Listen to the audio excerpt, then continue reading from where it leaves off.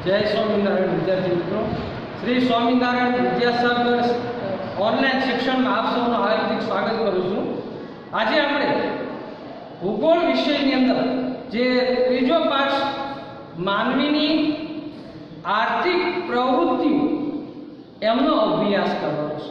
વિદ્યાર્થી મિત્રો, ભાગ 1 ભાગ 2 માં આપણે માનવીની જે આર્થિક પ્રવૃત્તિઓ છે એમની મુખ્ય 5 પ્રવૃત્તિઓ જોઈ।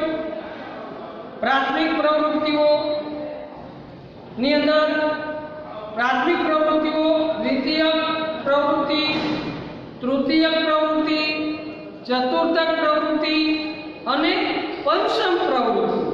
તો પ્રાથમિક પ્રવૃત્તિઓની વાત કરતા હતા તો આપણે પ્રાથમિક પ્રવૃત્તિમાં જોયું કે માનવી સૌપ્રથમ એટલે કે જે આદિ માનવ હતો એ શિકાર અને સંગ્રાહક પ્રવૃત્તિ કરતો હતો। શિકાર કરીને જંગલની અંદર રખડતું ભટકતું જીવન જીવતો હતો અને શિકાર કરીને પોતાનું પેટ ભરતો હતો। તો આ માનવીની પ્રાથમિક પ્રવૃત્તિ હતી। ત્યાર પછી પશુપાલન, કે આદિ માનવ જે પશુનો શિકાર કરીને પોતાનું પેટ ભરતો હતો એની જગ્યાએ માનવી એ પશુપાલનને વધારે મહત્વ આપ્યું। એટલે કે પશુને પાલતુ પ્રાણી તરીકે રાખીને એમની પાસેથી બોજ વહન કરાવવા લાગ્યા। જેમ કે ઘોડાગાડી, બળદગાડી, ઊંટગાડી, હાથી, આ પ્રાણીઓ પાસેથી બોજ વહન કરાવવા લાગ્યો। જ્યારે ગાય, ભેંસ, બકરી જેવા દૂધાળા પ્રાણીઓ પાસેથી દૂધ મેળવવા લાગ્યું અને એક વ્યવસ્થિત રીતે પશુપાલનની શરૂઆત થઈ। તો પ્રથમ તબક્કો તો અસ્થાયી પશુપાલન, એટલે કે પશુપાલનનો વ્યવસાય કરનાર માનવી પોતાનું સ્થાયી જીવન ગાળતો હતો। પોતાના પશુઓને જ્યાં ઘાસચારો પ્રાપ્ત થાય એ જગ્યાએ એ પ્રાણીઓને લઈને જતો હતો, એટલે કે સ્થળાંતર કરતો હતો। જેમ કે ગુજરાતના પશુપાલકો મહારાષ્ટ્રમાં જાય અથવા હિમાલયના પ્રદેશોમાં જાય, રાજસ્થાનના પશુપાલકો ગુજરાતમાં આવે, તો આ રીતે એક પ્રદેશમાંથી બીજા પ્રદેશમાં સ્થળાંતર પશુઓનું થતું હતું। ઘાસચારો અને પાણીની જ્યાં વ્યવસ્થા હોય ત્યાં પોતાના પશુને લઈ જતો હતો, એટલે એને અસ્થાયી પશુપાલન કહેવામાં આવશે। એમની વાત આપણે અગાઉના ભાગમાં કરી હતી। આજે આપણે વ્યાપારિક પશુપાલન, જે બોર્ડની અંદર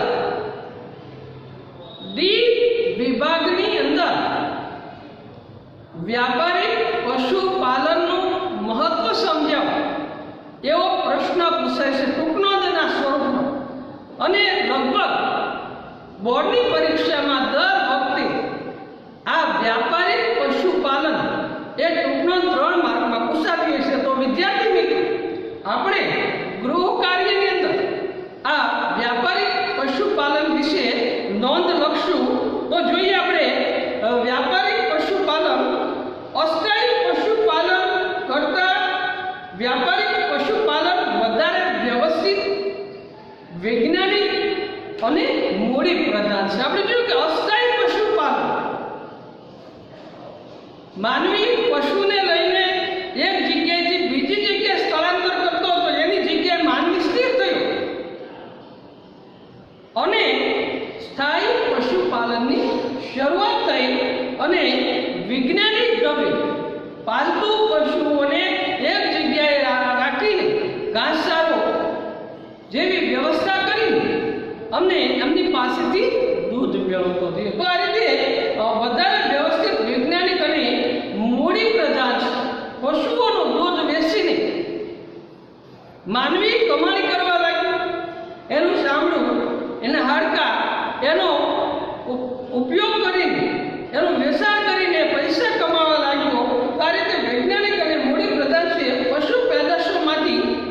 વધુ આવક મળી રહે તે હેતુને ધ્યાનમાં રાખવામાં આવે છે. આ એક વિશિષ્ટ પ્રકારની પ્રવૃત્તિ છે. જેમ કે કેવળ એક જ પ્રકારના પશુ પાળવામાં આવે છે. ઘેટા, બકરા, ગાય, બળદ, મરઘા, બતક, ઘોડા વગેરે પશુઓ પાળવામાં આવે છે. આ પ્રકારના પશુપાલનમાં દૂધ, માંસ, ચામડું, ઊન અને ઈંડા વગેરેનું મોટા પ્રમાણમાં ઉત્પાદન કરી વૈજ્ઞાનિક પ્રક્રિયાથી તૈયાર કરેલા ખાસ ડબ્બાઓમાં બંધ કરીને વિશ્વના બજારોમાં નિકાસ કરવામાં આવે છે. પશુઓની ઉત્તમ ઓલાદો તૈયાર કરવી, પાળવી, પ્રાણીઓને થતા રોગો માટેની દવાઓ આપવી, પશુ ચિકિત્સક દ્વારા પ્રાણીઓની સારવાર કરાવવી. તો વૈજ્ઞાનિક વિદ્યાર્થી મિત્રો, વૈજ્ઞાનિક પશુપાલનની અંદર પશુ જો બીમાર પડે તો એના માટે ચિકિત્સાલય એટલે કે પશુ ડોક્ટરો પાસેથી દવા કરાવડાવવી, ઉત્તમ જાતની ઓલાદો તૈયાર કરવી. આપણે જોઈએ કે ગુજરાતની અંદર પહેલા ગીર અને કાંકરેજ નામની ગાયો જોવા મળતી હતી, પણ આજે એસએફ જે હોલેન્ડથી આ ઓલાદો લાવવામાં આવી, સંવર્ધન કરવામાં આવ્યું અને એસએફ ગાયો પાસેથી આપણે વધારે ને વધારે દૂધ ઉત્પાદન કરીએ છીએ. તો આ રીતે ઉત્તમ ઓલાદો તૈયાર કરવામાં આવી. મરઘા, બતકાને વૈજ્ઞાનિક રીતે ઉછેરવા, પશુઓને ઉત્તમ આહાર પૂરો પાડવો, પશુઓની સારી રીતે સરભરા કરવી વગેરે બાબતો પર ખૂબ જ ધ્યાન અપાય છે. દુનિયામાં New Zealand, Australia, Argentina, USA, Bharat, Denmark વગેરે દેશોમાં વ્યાપારિક પશુપાલન મોટા પાયા પર થાય છે. તો ભારતની જ વાત કરીએ તો વિદ્યાર્થી મિત્રો, આપણે ગુજરાતની વાત કરી તો આણંદમાં આવેલી અમૂલ ડેરી કે જે દૂધ એકત્ર કરીને એમાંથી ઘણી બધી ચીજવસ્તુઓ બનાવીને એ વિશ્વના દેશોમાં નિકાસ કરે છે. એટલે પશુપાલન કરનાર વ્યક્તિને પોતાના દૂધનો ભાવ પ્રાપ્ત થાય છે અને ખેતીની સાથે સાથે એક આનુષંગિક પ્રવૃત્તિ તરીકે પશુપાલન એ ખૂબ જ મહત્વનો વ્યવસાય પુરવાર થયો છે. તો આ રીતે વ્યાપારિક પશુપાલન છે એ આજના સમયની અંદર ખેતી કરનાર લોકોની સાથે જે પશુપાલન કરે છે એ લોકો માટે સારામાં સારો વ્યવસાય બની રહ્યો છે. તો આ પ્રાથમિક પ્રવૃત્તિની અંદર અસ્થાયી પશુપાલન અને વ્યાપારિક પશુપાલન આવા બે પ્રકારો છે એમની વાત કરી. ત્યાર પછી પ્રાથમિક માનવીની જે પ્રાથમિક પ્રવૃત્તિઓ છે એમ જ ખેતી એ પણ માનવીની એક પ્રાથમિક પ્રવૃત્તિ છે. આદિ માનવ જેમ જેમ એના વિચારોમાં પરિવર્તન આવ્યું ત્યારબાદ એ નદી કિનારે રહેવા લાગ્યો અને નદી કિનારે એમણે જોયું જંગલની અંદર કે ભાઈ બીજમાંથી તો અંકુર ફૂટે છે, વૃક્ષ બને છે. આ પ્રક્રિયા એમણે જોઈ એટલે એમણે બીજ વાવવાની શરૂઆત કરી અને નદી કિનારે રહેવા લાગ્યો. નદી કિનારે બીજ વાવ્યા, પાણી પાયું અને એમ ધીમે ધીમે ખેતીની શરૂઆત થઈ. તો વિદ્યાર્થી મિત્રો, આપણે જોઈએ ખેતી આશરે 12,000 વર્ષ પહેલા વિશ્વમાં ખેતીની શરૂઆત થઈ. શરૂઆતમાં પ્રાણીઓનો શિકાર કરી માનવી ખોરાક મેળવતો, તે પછી પશુઓ જોડે નિકટતા સ્થાપી પશુપાલન તરફ વળ્યો. પશુઓને ભાર વહન કરવામાં ઉપયોગમાં લીધા. પછી તેમના દ્વારા ખેતી પ્રવૃત્તિમાં સહાય મેળવી ખેતી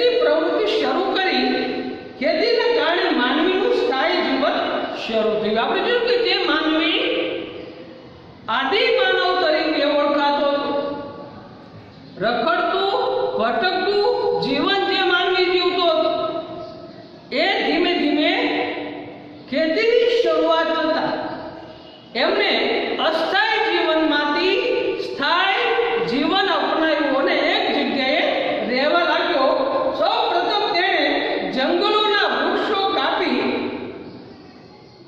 જમીન સંપાદન કરી ત્યાં ખેતી કરતો હતો. આશરે 2 થી 5 વર્ષ સુધી તે જમીનમાં પાક લીધા પછી ઉત્પાદન ઘટતા તે જમીન પડતી મૂકી બીજી જમીન ખેતી માટે સંપાદન કરતો હતો. તો આદિમાનવ આપણે જાણીએ છીએ કે એ સમયે વિશ્વની અંદર વસ્તી ઓછી ને જમીન જાજી હતી.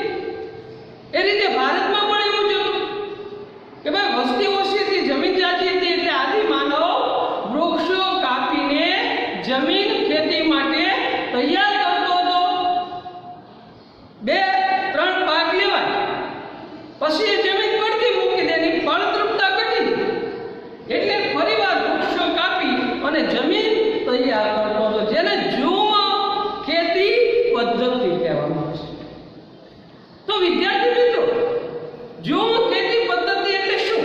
આવો એક માર્કમાં પ્રશ્ન પૂછાય તો એમાં આપણે જવાબ લખવાનો છે કે આદિ માનવ જંગલો કાપીને જમીન તૈયાર કરતો હતો.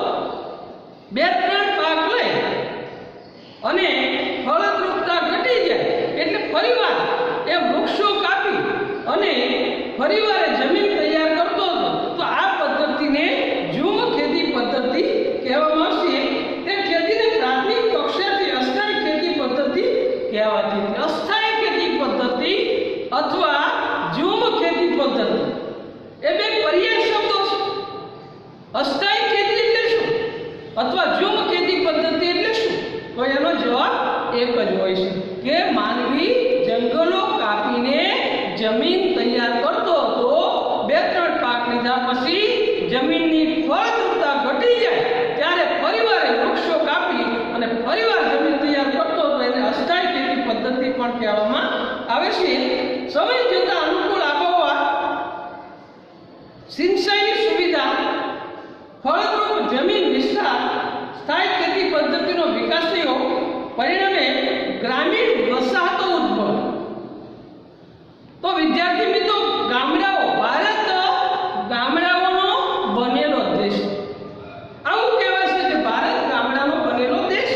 શા માટે? તો કે ભારત એક કૃષિ પ્રધાન દેશ. ભારતના 70% લોકો ખેતી સાથે જોડાયેલા છે. તો આદિ માનવ જે ખેતીની શરૂઆત કરી હતી, નદી કિનારે વસવાટ કર્યો હતો, નદી કિનારે ખેતીની શરૂઆત કરી, ત્યારબાદ પોતાના ખેતરોની આજુબાજુમાં એ સ્થાયી જીવન શરૂ કર્યું. એટલે ગ્રામીણ વસાહતો ઉદ્ભવી. બધી જ પ્રાથમિક પ્રવૃત્તિમાં ખેતી પ્રવૃત્તિ સૌથી વધુ મહત્વપૂર્ણ બની છે. વિશ્વની લગભગ અડધી વસ્તી ખેતી પર આધારિત છે. વિકાસશીલ દેશોમાં 65%થી વધારે લોકોનો મુખ્ય વ્યવસાય ખેતી છે. તો વિકાસશીલ એટલે કે જે દેશો વિકસિત બની શક્યા નથી. આપણે જાણીએ છીએ કે અમેરિકા, ઇંગ્લેન્ડ, ફ્રાન્સ આ દેશો વિકસિત દેશો છે, જ્યારે ભારત, બાંગ્લાદેશ, શ્રીલંકા, પાકિસ્તાન આ બધા દેશો હજી વિકાસ કરી રહ્યા છે. એટલે વિકાસશીલ દેશો એ આ દેશોની અંદર 65% લોકોનો મુખ્ય વ્યવસાય ખેતી છે. 18મી સદીના યુરોપમાં ઔદ્યોગિક ક્રાંતિની શરૂઆત થઈ. ઔદ્યોગિક ક્રાંતિ એટલે કે ઉદ્યોગ ક્ષેત્રે નવા યંત્રો શોધાયા અને ઉત્પાદનની પદ્ધતિમાં જે પાયાનું પરિવર્તન આવ્યું એને આપણે ઔદ્યોગિક ક્રાંતિ કહીએ છીએ. વિદ્યાર્થી મિત્રો, ઔદ્યોગિક ક્રાંતિની સૌ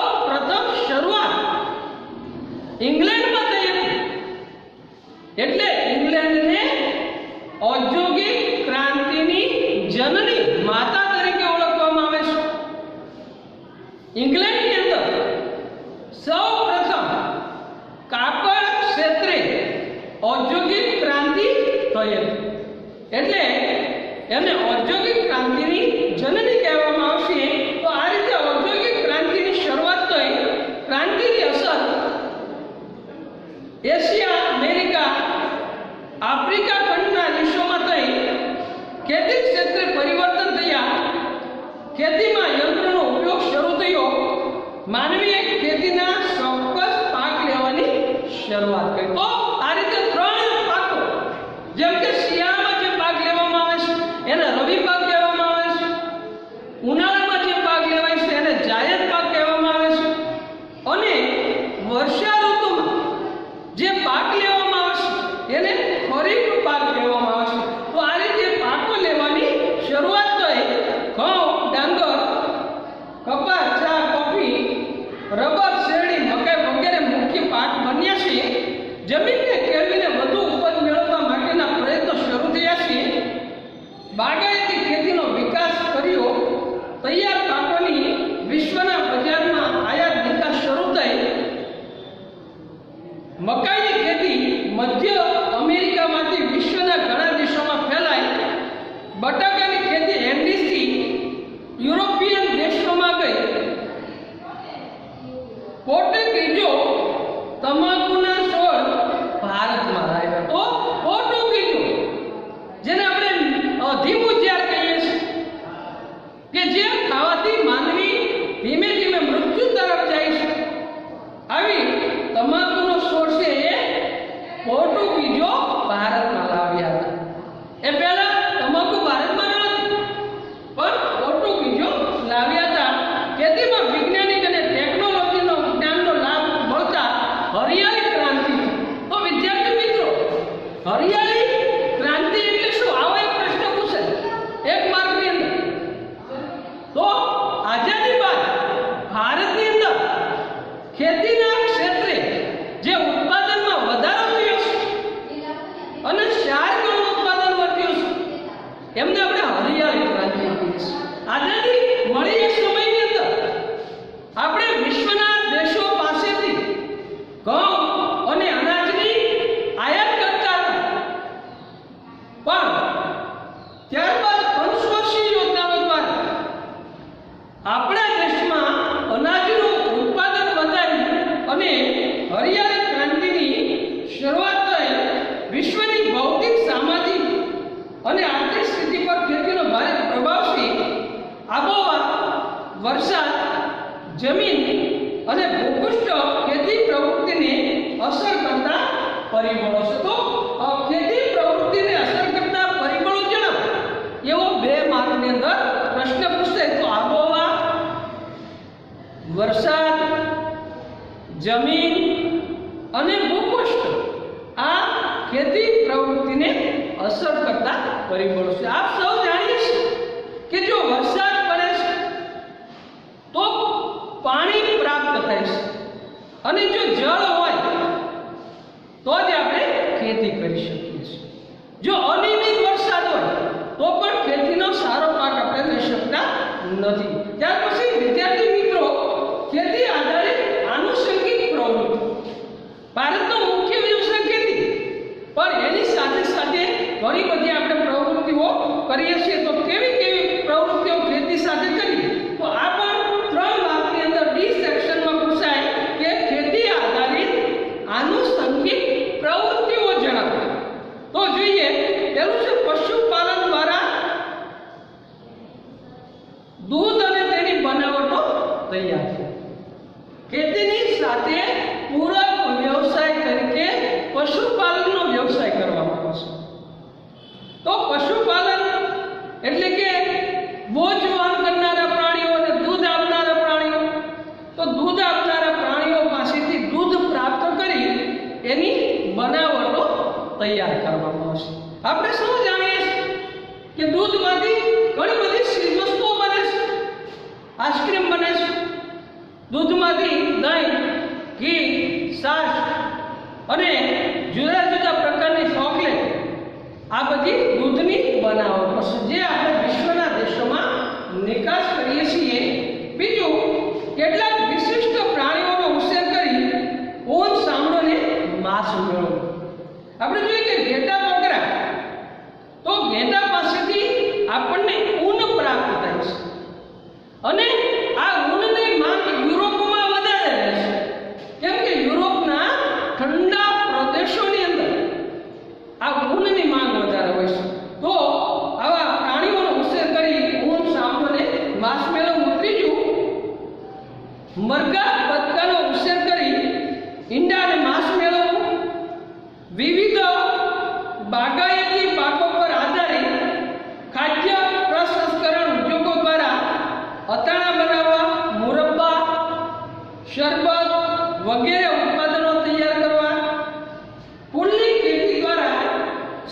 સુગંધિત દ્રવ્યો અને વિશ્વ અને વિવિધ પ્રકારની ઔષધિઓ તૈયાર. આપણે જોઈએ કે ફૂલની ખેતી દ્વારા સુગંધિત દ્રવ્યો અત્તર ને બધું એ ફૂલમાંથી બનાવવામાં આવશે. મધમાખીનો ઉછેર કરી અને મધ મેળવો. મધમાખીનો પણ ઉછેર કરવામાં આવશે અને મધ પ્રાપ્ત કરવામાં આવશે. મધ છે એક ઔષધિ છે. શેરડૂળની ખેતી કરીને રેશમના કીડા ઉછેરવા તો રેશમનું જે કાપડ છે એમાંથી તૈયાર થતું હોય છે. ખેતરના નિશાળવાળા ભાગોમાં ખેત તલાવડી બનાવીને કે ડાંગરની ક્યારીઓમાં મત્સ્ય ઉછેર કરવો તો ખેતરના નિશાળવાળા જે વિસ્તારો છે, આજે જે સરકારની યોજનાઓ છે કે ભાઈ ગામનું પાણી ગામમાં અને સીમનું પાણી સીમમાં, તો દરેક ખેડૂત પોતાના ખેતરની પાછળ એક ખેત તલાવડી બનાવે. તો આ ખેત તલાવડીમાં પાણીનો સંગ્રહ થાય, એ પાણી જમીનમાં ઉતરે અને જળ સ્તર ઊંચું આવે તો શિયાળો અને ઉનાળામાં પણ ખેડૂતો પાક લઈ શકે. ખેતરને છેડે કે ખુલ્લી જગ્યામાં ઔષધીય વૃક્ષોનો ઉછેર કરો. પડતર જમીન હોય અથવા શેઢાઓ આવી ઔષધિઓ વાવવી જોઈએ. તેલબિયાનું પિલાણ કરી તેમાંથી ખાદ્ય તેલ તૈયાર. તેલબિયાના જે પાકો છે જેમ કે મગફળી, તો આવા પાકો દ્વારા એનું પિલાણ કરી એમાંથી તેલ ખાદ્ય તેલ તૈયાર કરવું જોઈએ. તો વિદ્યાર્થી મિત્રો, પ્રાથમિક પ્રવૃત્તિની અંદર આપણે શિકાર અને સંગ્રહ પ્રવૃત્તિ, પશુપાલન, એમાં અસ્થાયી પશુપાલન અને વ્યાપારિક પશુપાલનની વાત કરી. ત્યારબાદ પ્રાથમિક પ્રવૃત્તિની અંદર ખેતી પ્રવૃત્તિની વાત કરી અને ખેતી આધારિત જે આનુષંગિક જુદી જુદી પ્રવૃત્તિઓ છે એમની વાત કરી. ત્યારબાદ છેલ્લો મુદ્દો પ્રાથમિક પ્રવૃત્તિની અંદર છેલ્લો મુદ્દો છે ખનન. તો ખનન એટલે ખોદકામ કરવું. તો વિદ્યાર્થી મિત્રો, જમીનની અંદર ખોદકામ કરીને જમીનની અંદર રહેલી ધાતુઓ, ખનિજ તેલ એ આપણે પ્રાપ્ત કરીશું. તો ધાતુઓ એટલે શું? તો કે જમીનની અંદર ખોદકામ કરવાથી આપણને લોખંડ, તાંબુ, સોનું, બોક્સાઇટ એટલે કે એલ્યુમિનિયમ, આ બધી ધાતુઓ છે એ આપણને જમીનની અંદરથી પ્રાપ્ત થાય છે. તો એ ધાતુઓને મેળવવા માટે જમીનની અંદર ખૂબ ઊંડાઈ સુધી ખોદકામ કરવું પડે છે. બીજું, જમીનની અંદરથી ખનિજ તેલ પ્રાપ્ત થાય છે. શારકામ કરીને કૂવાઓમાંથી ખનિજ તેલ પ્રાપ્ત થતું છે. આપણે જોઈએ કે અખાતી દેશો છે, ઈરાન, ઇરાક, જોર્ડન, કુવેત, આ દેશોની અંદર કૂવો ખોદવામાં આવે એટલે ખનિજ તેલ પ્રાપ્ત થાય છે. જ્યારે ભારતની અંદર બોમ્બે હાઈ, અંકલેશ્વર, ત્યાં આવા તેલના કૂવાઓ આવેલા છે. તો આ રીતે વિદ્યાર્થી મિત્રો, આપણે માનવીની પ્રાથમિક પ્રવૃત્તિની આજે વાત કરી. હવે પછી જ્યારે આપણે ભાગ 4માં ઉપસ્થિત રહીશું ત્યારે માનવીની દ્વિતીય પ્રવૃત્તિની વાત કરીશું. તો વિદ્યાર્થી મિત્રો, માનવીની પ્રાથમિક પ્રવૃત્તિઓ આપણે ગૃહ કાર્યની અંદર લખવાની છે. અસ્તુ જય સ્વામિનારાયણ.